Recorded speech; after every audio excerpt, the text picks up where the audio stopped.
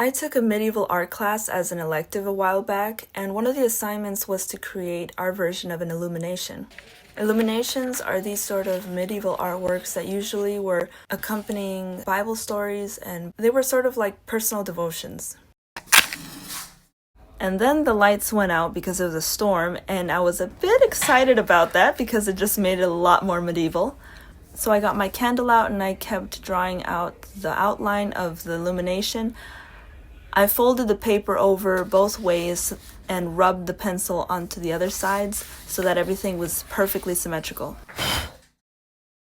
I thought about using the story of Jonah and the whale for my inspiration because I think the idea of interpreting what the whale could have looked like would be really fun, and it's just very dramatic imagery. I wanted to design different windows that would depict different parts of the story, so I started with the storm and the ship, and then the point where Jonah falls into the water, third when Jonah is in the belly of the whale, and then finally when he is on the shore looking out into the sea.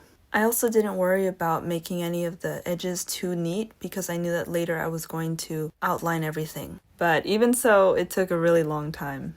I usually don't paint in this style, but I was trying to mimic as close as possible the old illuminations. Not the most intricate and detailed ones, but the simpler ones.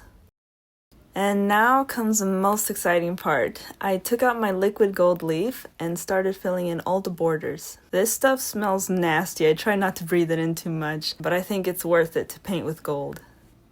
I think the gold looks super cool in natural light, and this was super fun to do because it's a completely different style that I'm used to, and it was just something new to try out.